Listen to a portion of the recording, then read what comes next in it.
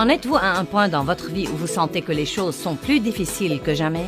Savez-vous que ça pourrait signifier que vos prières pour le changement ont été exaucées? Restez avec nous et je vous expliquerai comment.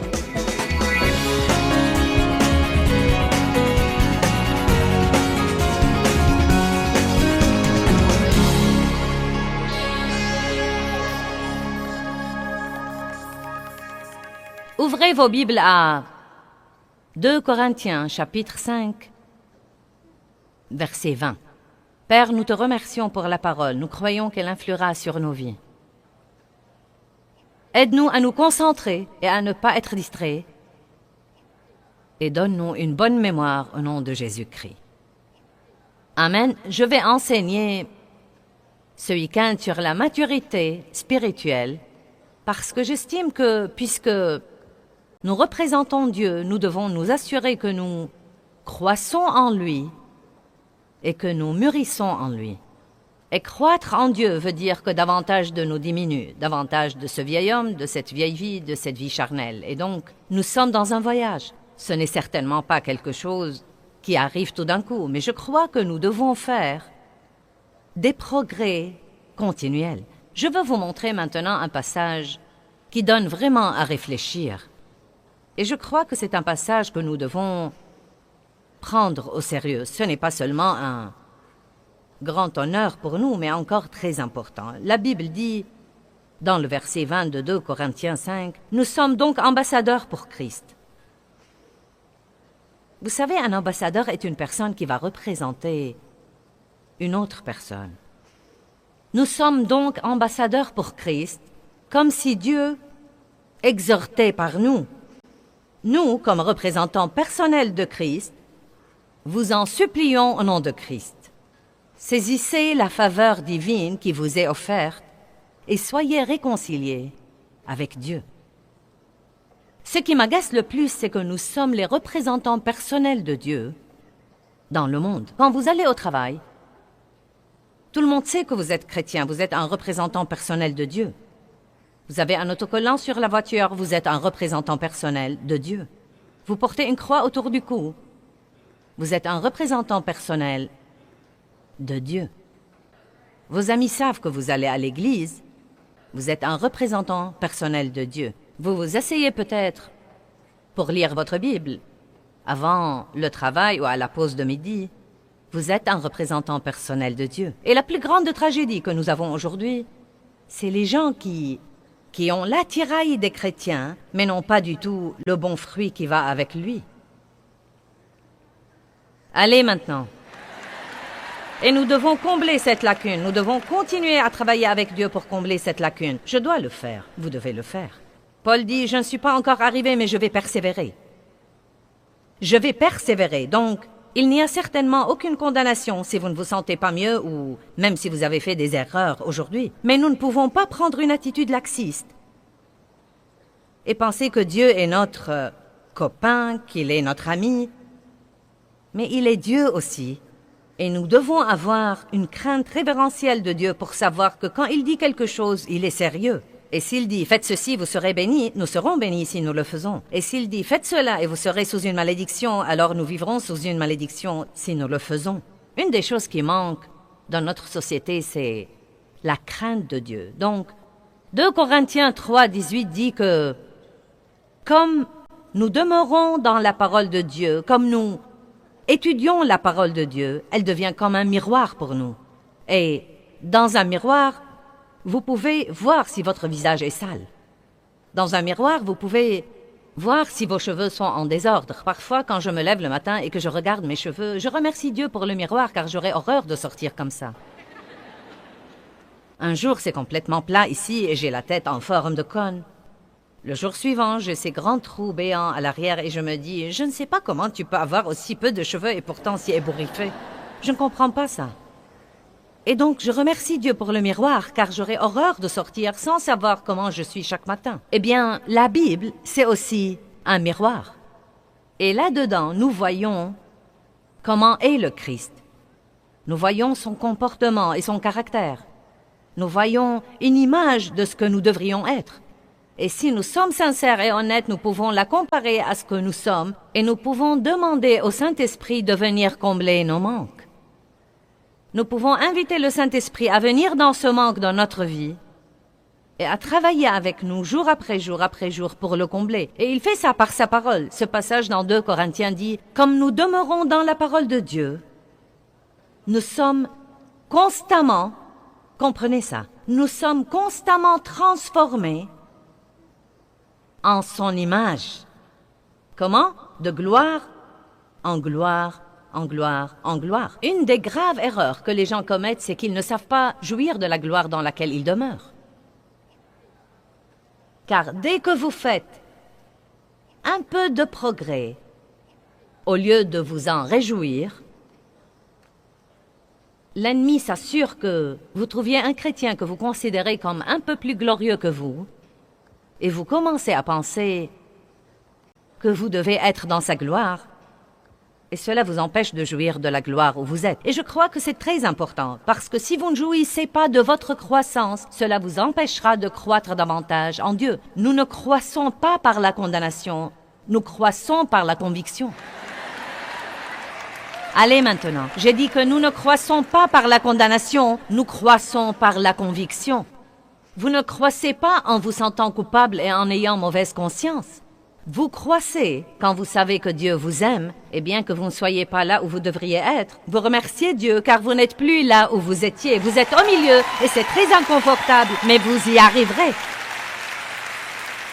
Je crois qu'il s'agit de l'attitude. Je veux croître. C'est pourquoi j'étudie tout le temps.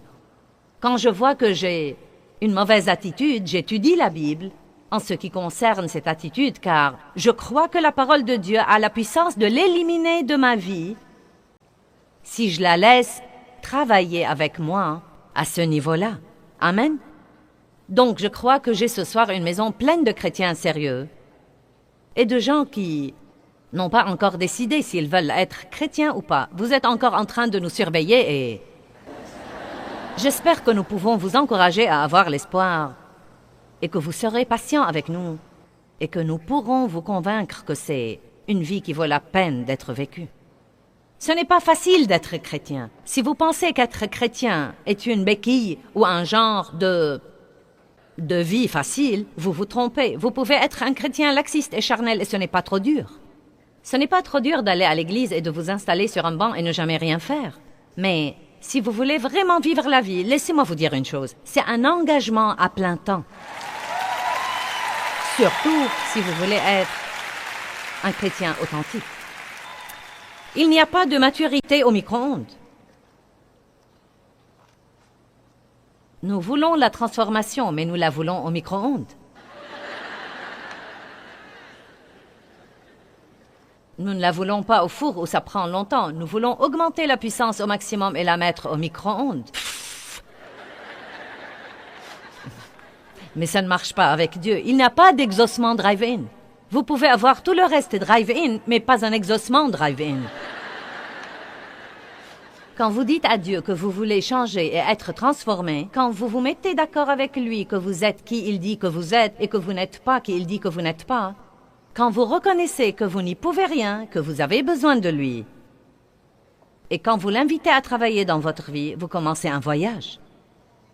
Ce voyage a un début, il a une fin et il a un milieu.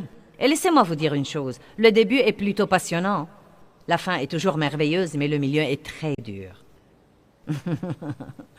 Et nous ne savons pas toujours combien de temps dure le milieu. Combien d'entre vous sentent qu'ils sont au milieu de quelque chose maintenant et ils ne savent même pas ce que c'est? Et ils auraient voulu ne pas y être, mais c'est trop tard, vous ne pouvez pas en sortir. Voyez, Dieu est comme ça, c'est comme s'il vous mettez là-dedans et vous entourez par derrière et par devant, comme il dit dans les psaumes. Et vous n'avez nulle part où aller, mais vous allez rester là et laisser Dieu faire ce qu'il veut faire. Vous savez, la transformation est un mot intéressant. Il vient d'un mot que nous traduisons aussi métamorphose. Et la chenille subit une métamorphose. Elle passe par un processus où elle devient un beau papillon. Juste imaginez un ver qui devient un papillon. Pour une raison ou pour une autre, Nous avions une abondance de chenilles à Saint-Louis cette année. Et elles étaient en fait sur mon porche de devant. Des chenilles, de petites créatures velues et mignonnes, mais elles sont loin d'avoir la beauté d'un papillon. Non, mais elles rampent par terre et risquent d'être écrasées à tout moment. Le papillon vole avec liberté et il est beau. Et je ne pense pas que quiconque puisse suivre la trace d'un papillon, car il paraît qu'ils n'ont pas de constante, ils vont dans toutes les directions, il n'y en a pas deux de pareils, c'est extraordinaire. Mais pour que cette chenille devienne ce papillon, elle doit passer par un processus que si nous étions la chenille, je suis sûre que nous le trouverions extrêmement pénible. Et je ne comprends pas tout ça, mais on me dit qu'elle commence à sentir que quelque chose va changer. Et puisqu'elles n'ont jamais subi ça, je suppose qu'elles ne savent pas ce que c'est. Pour elles, c'est l'instinct, mais parfois dans nos vies, nous pouvons sentir que quelque chose doit changer. Nous pouvons sentir que quelque chose va changer. Nous ne savons pas ce que c'est. Nous voulons le changement, mais nous nous opposons au changement. Nous disons « Dieu, change-moi ». Et quand il commence, nous crions « Ah !» Qu'est-ce que tu fais? Mais une des choses qu'on m'a dites et que j'ai lues et que je trouve intéressante, c'est que la chenille, quand elle commence à le sentir, monte quelque part sur la branche d'un arbre ou un endroit caché, un endroit au retrait, non pas en plein air, mais sur l'arrière, et elle tisse une toile autour d'elle. Pour moi, c'est intéressant parce que cette chose qui va se passer entre Dieu et cette chenille est une chose privée.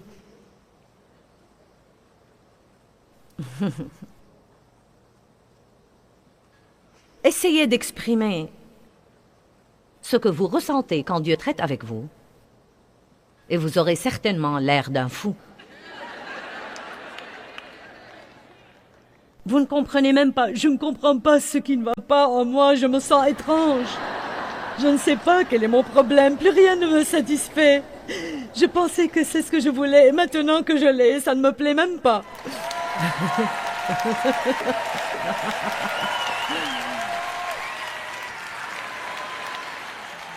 Dieu, qu'est-ce qui ne va pas en moi? Il vous change. Il a fait une bonne chose en vous quand vous avez reçu le Christ. Il y a une chose merveilleuse qui a été faite en vous. Comme j'ai dit hier, je crois, du moins j'aime l'expliquer de cette façon et je peux le prouver bibliquement, comme quoi nous portons tout ce que Dieu est quand nous sommes régénérés. La graine, le Christ, vient vivre en nous par le Saint-Esprit. Nous devenons la demeure de Dieu. Mais tout entre dans notre esprit sous forme de graines. Et les graines doivent pousser, elles doivent être arrosées de l'eau de la parole. Elles doivent être soignées et protégées. Les mauvaises herbes doivent être éliminées de nos vies pour ne pas étouffer cette graine. Et finalement, elle devient un arbre de justice. La Bible dit dans Ésaïe, une plantation de l'Éternel pour servir à sa gloire. Un arbre qui porte du fruit. Quand les gens sont affamés et misérables, ils peuvent cueillir notre fruit. Et notre fruit ne s'épuise jamais. Mais tout commence avec une graine. Vous avez des choses incroyablement merveilleuses à l'intérieur de vous. Non seulement des dons et des talents et des capacités, mais encore la force pieuse et la joie et la paix et la justice et l'espérance et l'humilité et l'amour. Vous avez en vous la capacité d'aimer les gens pour les guérir. Mais c'est tout en profondeur. Bien, tout en profondeur, là-dedans. De petites graines. Nous devons continuer à verser la parole. Verser et arroser ces graines. Verser la parole. C'est pourquoi c'est ridicule quand je mentionne un livre spirituel et vous pensez « Oh oui, j'ai besoin de ce livre sur simplifier la vie ». Vous vous dirigez vers la table des livres et 20 personnes font la queue et vous dites « Je ne veux pas attendre ». Eh bien, quelle honte! Vous faites la queue pour d'autres trucs qui ne vous servent à rien. Allez maintenant. Nous devons apprécier la parole de Dieu davantage. Et je crois que nous devons comprendre que nous devons étudier la parole si nous voulons croître. Non pas seulement la lire, mais encore l'étudier. Il y a une différence entre lire et étudier. Je crois que la lecture renouvelle votre intelligence, mais l'étude vous donne des révélations. Elle pénètre à l'intérieur de vous, elle pénètre dans vos cœurs et devient une partie de vous. Amen. Et donc cette croissance est essentiellement la façon de Dieu de prendre la graine qu'il a mise en nous par sa grâce et la développer jusqu'à ce qu'elle prenne le contrôle de notre vie et devienne plus grande que toute autre chose. Et à ce moment-là, les autres peuvent la voir. Mais c'est un processus et je pense que c'est un processus très douloureux. Je ne sais vraiment pas ce qu'endure ce ver. Mais on me dit que, à l'intérieur de ce cocon, le ver se transforme en liquide. C'est plutôt comme... Vous savez, nous devons en arriver au point où nous disons... Ah, fais tout ce que tu veux, Dieu, ça m'est égal. Fais tout ce que tu veux. Mais s'il te plaît, fais quelque chose. Ne me laisse pas comme ça. Allez, vous savez, voyez comme vous êtes intelligent. Vous savez exactement de quoi je parle. Non mais, mon Dieu, pendant les 32 ans de ma vie forte avec Dieu, j'étais courageuse et j'ai essayé de croître. Non mais, je me couchais par terre dans mon bureau, je donnais des coups de pied, je criais, je m'accrochais au pied des meubles pour m'empêcher de m'enfuir devant Dieu. Non mais, je pleurais, je me mettais en colère contre tout le monde, je criais, je hurlais et... La bonne nouvelle, c'est que je suis toujours là. Et j'ai changé. Je ne suis pas tout ce que je devrais être, mais j'ai vraiment appris à aimer ce voyage. Il me passionne, en fait. Et je pense que le plus passionnant dans le fait d'être chrétien, c'est qu'avec Dieu, on ne s'ennuie jamais. Tenez compte de ce qu'il dit. Vous ne vous ennuierez jamais parce qu'il fait toujours quelque chose. Il y a toujours quelque chose à transformer. Amen. Donc, pensez à ce ver. Il rampe à l'arrière de cette branche tout seul. Il arrive à cet endroit tout seul. Il se transforme en liquide. Qu'est-ce que je vais devenir? Je ne suis plus ce que j'étais et je n'aime pas ça. Il fait noir ici et c'est misérable et je suis tout seul. Et au bout d'un certain temps, quel que soit ce qui se déroule là, il paraît qu'il y a une vraie lutte dans ce cocon. Et vous pouvez le voir commencer à vibrer et à remuer, à vibrer et à remuer. Une vraie lutte se déroule là-dedans, c'est l'heure de la naissance. Et la pire chose que quelqu'un puisse faire, c'est d'ouvrir le cocon et d'essayer d'aider le ver à sortir, car le processus n'est pas encore terminé. Il va de ce fait mourir, ou bien il sera estropié, ou les choses ne marcheront pas comme il faut. Vous savez, nous devons parfois laisser les gens tranquilles. Nous devons, dans notre désir de venir à leur aide et de les secourir, nous ne laissons pas toujours les gens endurer ce qu'ils doivent endurer pour être vraiment ce que Dieu veut qu'ils soient. Amen. Mais finalement, il sort. Le processus de naissance est terminé. Et c'est un beau, beau, beau papillon. J'espère que ce n'est pas décourageant, mais c'est une chose à laquelle j'ai pensé. Je ne pense pas que les papillons vivent longtemps.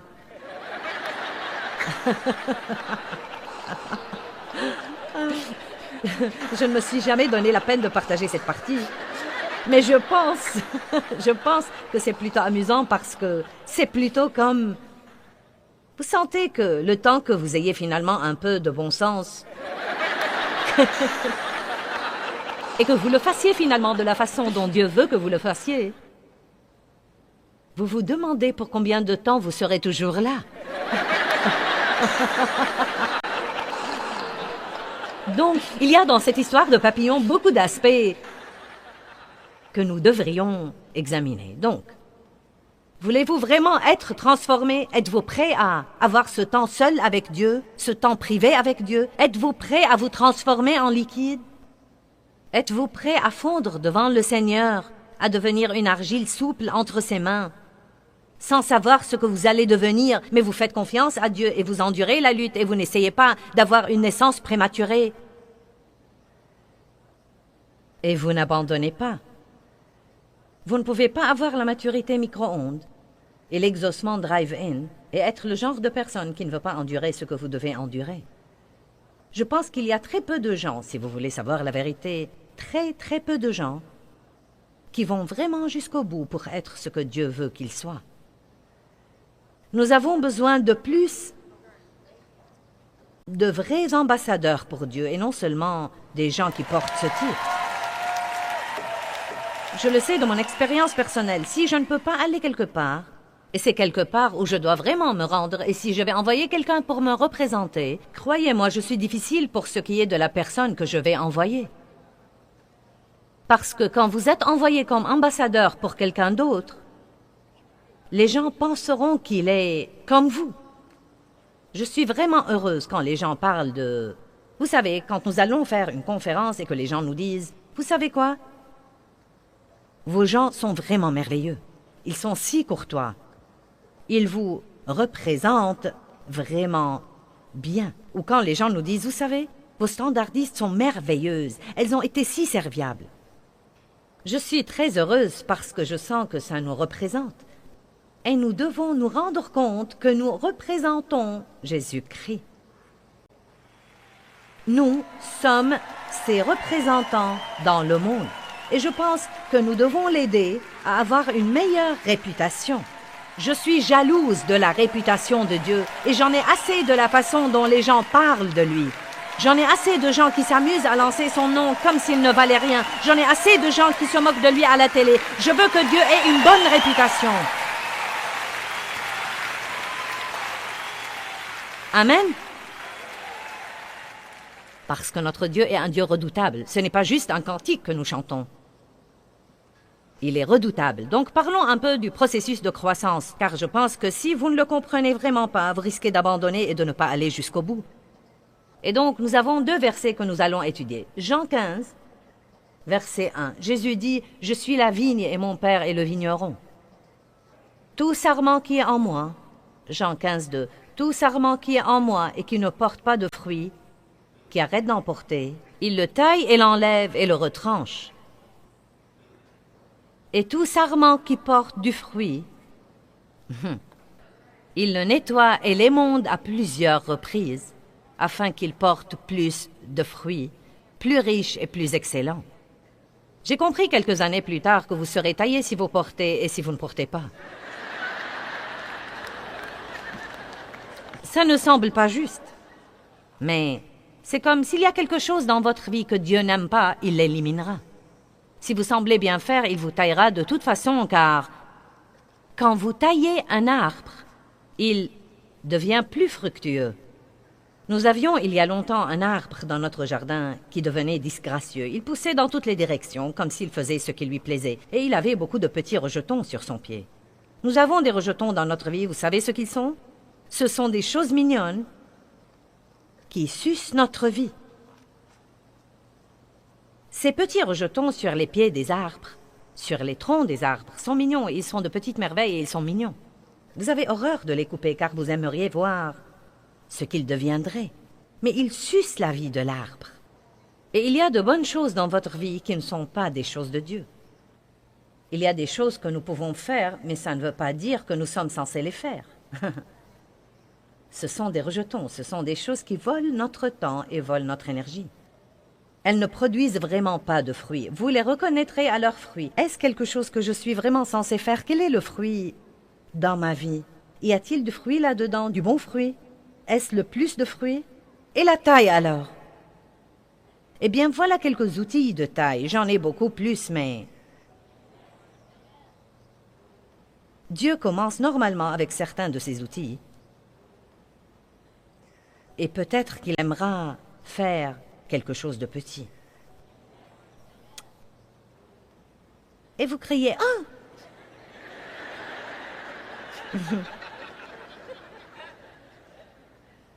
Oh, je ne peux pas faire ça, c'est pénible. Puis il attendra un bon bout de temps pour vous laisser guérir. Vous pensez que tout va bien et puis la prochaine fois, il en coupera un de plus grand.